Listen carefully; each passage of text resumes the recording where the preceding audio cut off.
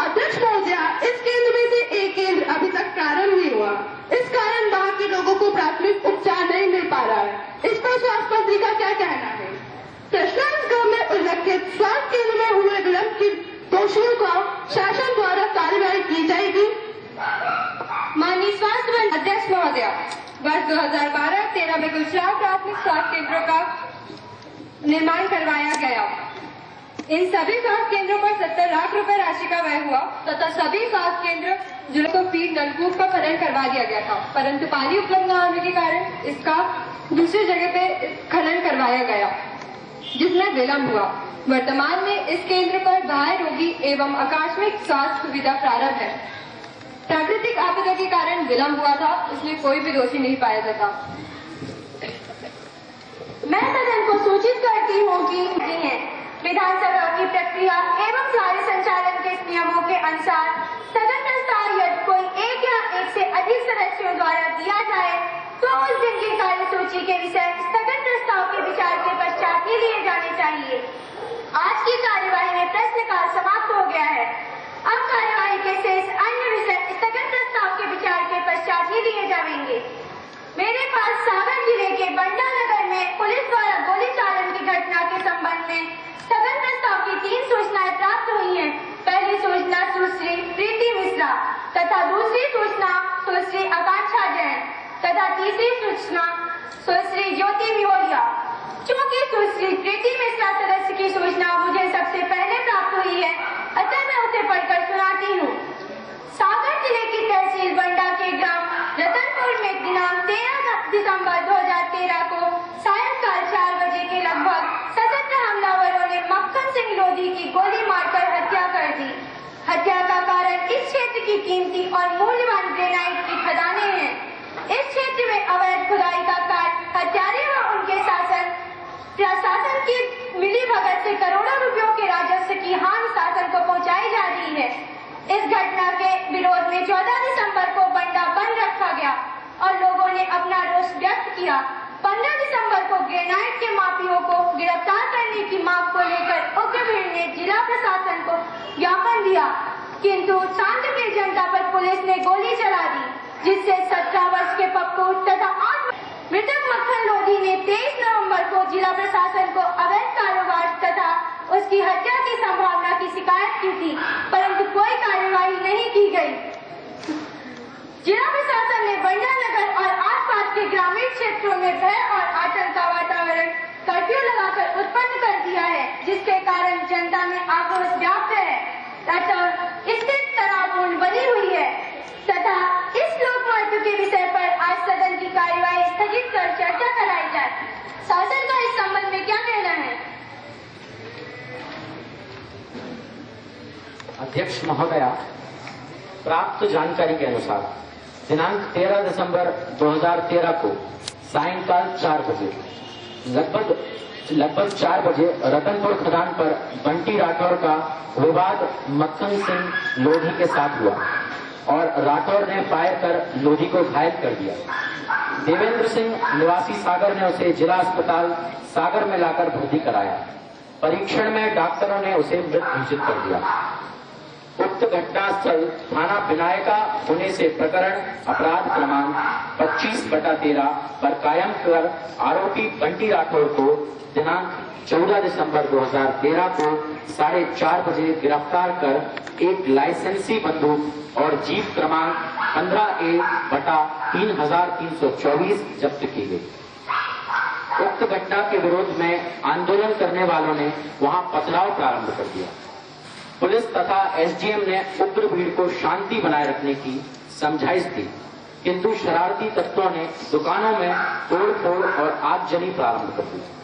उपद्रव करने वालों को तितर बितर होने की चेतावनी दी गई, किंतु इसका असर होते न देख अश्रु गैस को छोड़ा गया और बाद में लाठीचार्ज किया गया।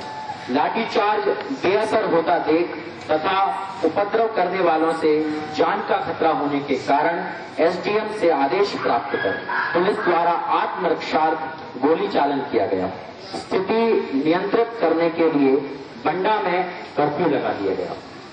उक्त घटना क्रम में पप्पू पिता पूरन लोधी उम्र 17 वर्ष तथा अनिकेत गुप्ता उम्र 8 वर्ष की मृत्यु हो गई तथा 25 पुलिस कर्मचारी एवं एसडीएम स्वयं भी घायल हो गए।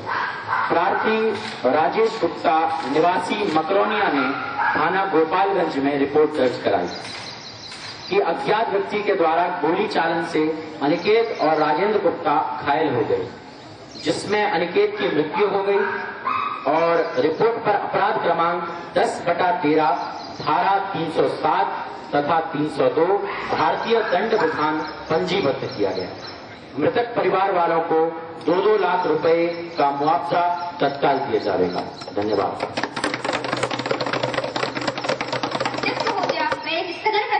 अध्यक्ष महोदय, मैं और नेता प्रतिपक्ष रात्रि में घटना स्थल पर पहुंचे। वहां हमने जो देखा वह मुझे यहाँ कहने में संकोच नहीं हो रहा है। अध्यक्ष महोदय, घटना से पहले सदन में झगड़े को लेकर एक मृत्यु हो गई थी।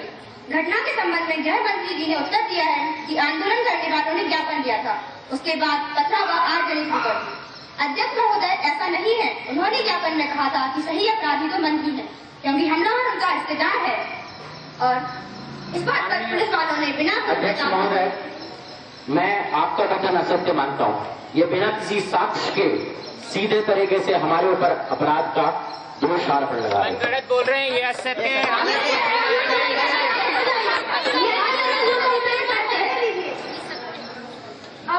अध्यक्ष महोदय, अनिकेत गुप्ता अपने घर की छत पर खड़े होकर यह देख रहा था कि गोली कैसे चलती है। इसी बीच पुलिस की एक गोली अनिकेत को लगी और वह नीचे गिर पड़ा। उस बालक अनिकेत की मां, जिसकी गोद सूनी हो गई है, उसके पति को सीने में गोली लगने से वह सागर के अस्पताल में भर्ती है। वह यह पूछ रही है सरकार के बल इतना बता दे कि उसके बेटे का क्या कसूर था जो वह निर्दोष ही मारा गया।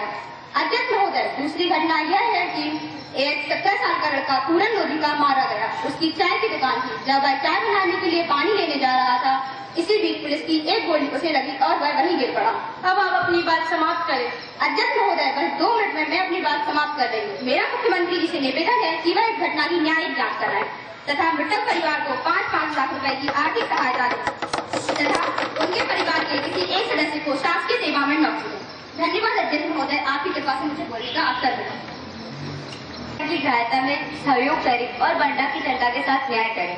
अध्यक्ष महोदय, आप इस स्थगन की ग्राह्यता करें या न करें, क्योंकि मैं जानती हूँ कि मुख्यमंत्री जी का बहुमत है, इसलिए जाहिर सी बात है कि इस स्थगन प्रस्ताव में जीत भी उन्हीं की होगी। अतः इस स्थगन प्रस्ताव के माध्यम से मैं मुख्यमंत्री से कहना चाहती हूँ कि आप अपने अंदर सोई हुई मानवीय संवेदना को जरूर जगा लीजिए, क्योंकि यह एक ऐसी घटना है जिसने संपूर्ण प्रदेश को कलंकित किया है। आप इस स्थगन प्रस्ताव में उल्लेखित मृतकों के परिवार वालों के घर सांत्वना देने जरूर जाए और उनके परिवार वालों को आर्थिक सहायता के रूप में 5-5 लाख रुपए दें। अध्यक्ष महोदय, इस प्रकरण की अंत में जुडिशियल जांच कराई जाए। आपने मुझे अपना विचार और पक्ष प्रस्तुत करने का मौका दिया, इसलिए धन्यवाद। कि आपने मुझे इस स्थगन की वास्तविकता पर प्रकाश डालने का अवसर दिया। पुलिस की गोली चालन में पप्पू और अनिकेत की मृत्यु हो गई तथा इससे पहले मक्खन सिंह लोधी की मृत्यु इससे पहले ही हो चुकी है। इस प्रकार से 3 लोग मारे गए। पुलिस की गोली चालन में राजेंद्र गुप्ता के सिर में गोली लगी और कई निरीह लोग घायल हो गए। इसे हमारे मुख्यमंत्री जी को मानवीय दृष्टिकोण से देखना चाहिए। अध्यक्ष महोदय, मेरा निवेदन है कि मुख्यमंत्री जी स्वयं वहां जाकर देखें कि दोषी कौन है। सत्ता पक्ष के लोग इस घटना को ऐसे देख रहे हैं जैसे कुछ हुआ ही ना हो। मृतक से मैं और मेरे साथ गए सदस्य मिले। उसका झगड़ा तो केवल उसकी जमीन हथियाने का था। आज प्रदेश में भूमाफियों, खनिज माफियों का जमावड़ा हो गया है। इससे निपटना हमारी सरकार की पहली प्राथमिकता होनी चाहिए। इस पर मेरे साथियों ने बहुत कुछ गंभीरता से कहा और इस पर विचार करने को कहा है। इसलिए हमारी मांग है कि भविष्य में ऐसा ना हो और आग्रह है कि पुलिस की गोली चालन की उच्च स्तरीय जांच हो। दोषी अधिकारियों पर आपराधिक प्रकरण दर्ज हो तो दूध का दूध और पानी का पानी हो जाए। मैं ऐसा समझती हूँ कि इस प्रकार की जांच में मुख्यमंत्री जी को कोई हिचक नहीं होनी चाहिए तथा तब तक उसके परिवारजनों को 10-10 लाख रुपयों का मुआवजा दिया जाना चाहिए। अध्यक्ष महोदय, मेरा अनुरोध है कि आप स्थगन प्रस्ताव को चर्चा हेतु ग्रहण करेंगे तो और भी तथ्य सामने आएंगे। आपने मुझे अपने विचार प्रस्तुत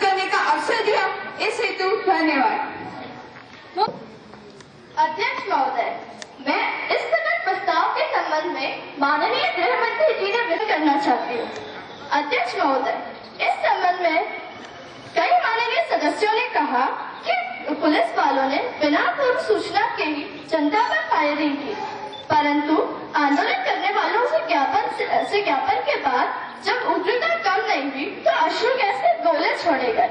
इसके बाद भी जब स्थिति नियंत्रण में नहीं आई तो पुलिस ने आत्मरक्षा गोली चालन किया। जहां तक न्यायिक जांच के संबंध में कहा गया है तो इस घटना की न्यायिक जांच हाईकोर्ट से अवकाश प्राप्त न्यायाधीश से कराई जाएगी। शासन द्वारा मृतकों के परिवार वालों को 2-2 लाख रुपए की घोषणा गृह मंत्री जी ने अपने उत्तर में दे ही दिया है। जहां तक घायलों का प्रश्न है तो गंभीर घायलों को 50-50 हजार रुपए तथा साधारण घायलों को 25-25 हजार रुपए की घोषणा की गई है तथा उनके चिकित्सा का शासन वहन करेगा। धन्यवाद। अध्यक्ष महोदय, हम माननीय गृह मंत्री और मुख्यमंत्री जी के उत्तर से कतई हैं। माननीय सदस्यों के विचारों तथा शासन के उत्तर सुनने के पश्चात मैं इस स्थगन प्रस्ताव को राय करने की अनुमति नहीं देती हूँ। ध्यान आकर्षण की सूचना। नियम 138 के अधीन मेरा ध्यान आकर्षण सूचना का विशेष प्रकार है। भोपाल शहर में प्रदूषित जल वितरण प्रणाली के कारण शहर के कई बस्तियों में पीलिया दमा, टाइफाइड जैसी जानलेवा बीमारी के प्रकोप से राजधानी के निवासियों में अत्यंत भय व्याप्त है। इस घातक बीमारी से नयापुरा क्षेत्र के भोपाल के नेहरू नगर, नयापुरा, बैरागढ़ एवं बाग मुगलिया तथा अन्य क्षेत्रों के लोगों को अपनी चपेट में ले लिया है। बाग मुगलिया क्षेत्र में तो हेजी और पीलिया का कहर इस हद तक पहुंच गया है कि कहीं कहीं पूरे परिवार ही हेजी तथा पीलिया से पीड़ित है। इस जानलेवा बीमारी से नयापुरा क्षेत्र के 5 लोगों की मृत्यु हो गई है। शासन की लापरवाही और उदासीनता के कारण प्रदेश के लोगों में शासन के प्रति भारी असंतोष प्राप्त है। अब जानकारी के अनुसार नगर निगम भोपाल तथा मेरे विभाग के कर्मचारियों द्वारा शहर भोपाल में बड़े तालाब और कोलार परियोजना से जल का प्रदाय किया जाता है, जिससे पुराने भोपाल का क्षेत्र, ईदगाह का क्षेत्र, कोयफिजा का क्षेत्र, नयापुरा क्षेत्र, टीटी नगर, BHL तथा बाग मुगलिया का क्षेत्र शामिल है। इसके अतिरिक्त कुओं, नलकूपों तथा टैंकरों के माध्यम से पानी का प्रदाय किया जाता है। जहां तक बड़े तालाब और कोलार परियोजना का प्रश्न है तो सर्वप्रथम जल प्रदाय के पूर्व उसे जल संयंत्रों के माध्यम से एकत्रित कर उसका उपचारित करके तथा जल का परीक्षण करने के पश्चात ही उसे जल का प्रदाय किया जाता है। इसलिए यह कहना सही नहीं है कि प्रदूषित जल वितरण प्रणाली के कारण बीमारियों का प्रकोप फैल रहा है। अध्यक्ष महोदय, भोपाल शहर में प्रदाय किए जाने वाले जल की गुणवत्ता निर्धारित मापदंड के अनुरूप है। बैरागढ़ क्षेत्र में जल का प्रदाय बड़े तालाब से किया जाता है। जल परीक्षण रिपोर्ट के अनुसार जल के नमूने निर्धारित गुणवत्ता के पाए गए हैं। इसलिए यह कहना सही नहीं है कि पीलिया की बीमारी से लोगों की मृत्यु हुई है। अध्यक्ष महोदय, बैरागढ़ क्षेत्र के जिन 3 लोगों की मृत्यु का समाचार कतिपय दैनिक समाचार पत्रों में प्रकाशित हुआ था, उस संबंध में स्वास्थ्य विभाग से जानकारी लेने पर मालूम हुआ कि कुमारी नेहा तेज बुखार से पीड़ित थी तथा गोंदामल की मृत्यु लंबे समय से बीमार होने के कारण हुई थी तथा उससे पहले उन्हें खून की उल्टी भी हुई थी। किशन ममतानी की मृत्यु हृदय गति रुकने के कारण हुई थी। जहां तक बाग मुगलिया क्षेत्र और नयापुरा क्षेत्र का प्रश्न है, जहां की जल प्रदाय व्यवस्था 4 और 8 नलकूपों पर आधारित है। इन सभी नलकूपों पर जल का प्रदाय समलेप कर एकत्रित कर कोरिलेशन करने के पश्चात ही किया जाता है तथा प्रदाय किए जाने वाले जल की नमूने एकत्रित कर प्रयोगशाला में उसकी जांच भी की जाती है। नयापुरा क्षेत्र में पीलिया के लक्षण 150 लोगों में पाए गए थे जो प्रारंभिक थे। उन सभी का उपचार किया जा चुका है और वे सभी स्वस्थ हो गए हैं। जहां तक उस क्षेत्र के 2 लोगों की मृत्यु का समाचार कतिपय दैनिक समाचार पत्रों में प्रकाशित हुआ था, उस संबंध में स्वास्थ्य विभाग से जानकारी लेने पर प्राप्त हुआ कि हीरालाल की मृत्यु टीबी से हुई तथा महेश की मृत्यु ब्रेन हेमरेज के कारण हुई थी। यह कहना कि प्रदूषित जल वितरण से हुई सही नहीं है। जल प्रदाय के कारण नागरिकों में न तो किसी प्रकार का भय है, न ही आश्रय। जल जीवन सामान्य है। धन्यवाद। धन्यवाद। अध्यक्ष महोदय, भोपाल इस प्रदेश की राजधानी है। यहाँ पर बहुलेरी एजेंसी जैसे गृह निर्माण मंडल, नगर निगम तथा बीईडी यहाँ पर विकास कार्य करते हैं। इसलिए अध्यक्ष महोदय, मेरा तो यह मानना है कि ऐसी व्यवस्था हो कि जल का प्रदाय एक ही एजेंसी के माध्यम से हो। आपने बाग मुगलिया क्षेत्र में एक स्वास्थ्य टीम गठित कर जांच हेतु भेजी थी। उन्होंने जांच के पश्चात कतिपय तथ्य आपके प्रतिवेदन में दिए थे। उस पर शासन ने क्या कार्रवाई की? माननीय लोक स्वास्थ्य एवं के मंत्री जी उत्तर दें।